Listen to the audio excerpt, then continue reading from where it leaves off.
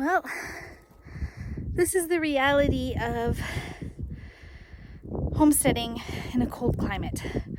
So I've got to go get the last of the eggs because it's getting cold and I don't want them to freeze. It's snowing like crazy. Whew. So I'm out here trudging. We had a path to the back of the swamp here, but you can't see it at all anymore, except for Sadie's footprint she just made, because we've gotten so much slow in the last 15 minutes already. So Mr. Chase decided to join me. Say hi. Hi. So I was in time. I got some more eggs. So, you know, it's cold for us, and so what does that mean for our chickens? They're probably getting chilly. They are. I started then, and she said I wanted to come with Mom. He chose he wanted to come with Mom. That's right. So if we're feeling uncomfortable, they probably are feeling a little uncomfortable too. We have dual purpose birds. So they are barred Plymouth Rocks. So they are much bigger than, we've also got an Americana in there. So they're much bigger than she is. So we do the deep bedding method. So instead of cleaning out once a week or so and starting everything from scratch, we leave what's in there and we layer fresh bedding. Right now we're using hay because it's warmer, or straw, for them in the colder weather. And then we do a fresh layer on top. So the chickens are still walking on clean, dry ground inside the coop, and we do it outside as well. But the insulation is a little bit better for them when it's cold like this. The other thing that's really good about deep bedding is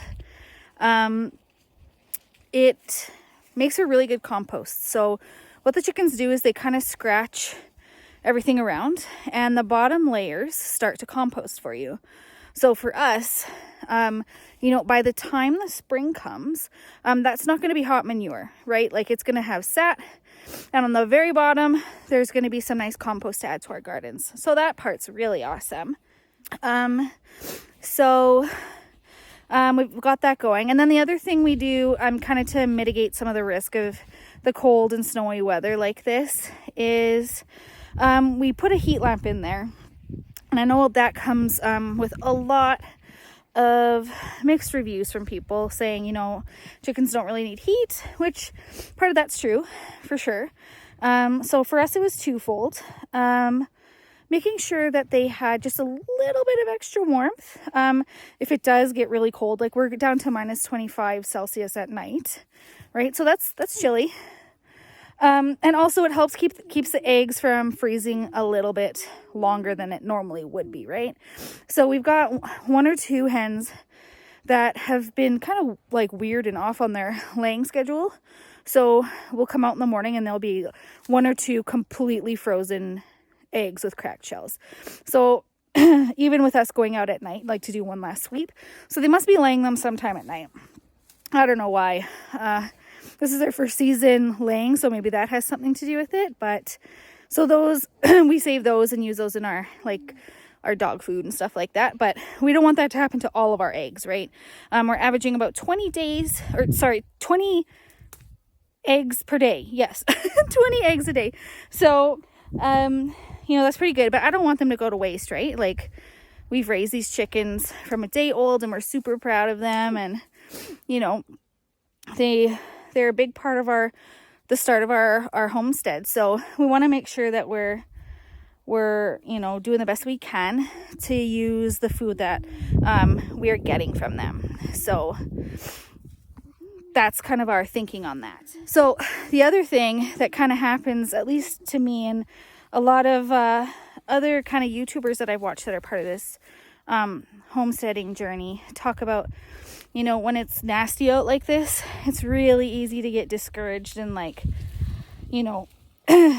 not want to come out and do the stuff you need to do. So on these days, I try really hard to remember, okay, what's our end goal? And why do I do this, right? Because it would be easy to say, you know what, let's just not do this when it's gross, or let's not do this at all. But for us, we've been enjoying it so much that, you know, these days when you're out here early and it's dark and it's freezing cold, it kind of sucks. It's not like, It's kind of scary. and Chase says it's kind of scary. Maybe if you don't have a flashlight or something, hey? Yeah. It would like feel like there's something behind you following you. You'd think something might be behind you? Oh, man. But then I remember, like, what am I providing for my family? What am I providing for my community? You know? So food that is fresh, we know where it came from. It's not part of, you know, a large, like, industrial type operation. And, you know, that's fine. You know, everybody kind of has their own thoughts on this. You want to start going in? Let's walk and talk. Sadie. So perfect. For us, it's really about having, you know, starting on our like self-sufficiency journey and creating sustainability in, you know, what we're feeding our family. So for us to start, that's just with eggs. And like, that's a very small piece, and definitely not, you know, to the same level as other people who are further along in their homesteading journey. And, you know, that's completely fine. In the spring, we're going to add the next piece and provide our own source of protein in the form of meat chickens. So that's going to be our next step in clean, healthy, knowing where your food's coming from, providing for our family, right? But again, you know, this is our journey. It's something that we've been wanting to do for a long time. And everybody's kind of at a different spot when it comes to that kind of stuff, right? And that's okay too. But we've definitely learned a lot from watching videos, watching other homesteaders do things at this scale, you know. Mom. You can go in, buddy. I'm coming right in. Don't kick that. Thank you. So if anyone is interested in, you know, where we got a lot of our information to get things started, there's a couple of YouTube channels that we watch. Roots and Refuge Farm, it's a really good one. Justin Rhodes, he's really into regenerative permaculture, so if that's something you're interested in, I'd definitely check that out. We've watched a few others as well. One's I think called Self-Sufficient Me.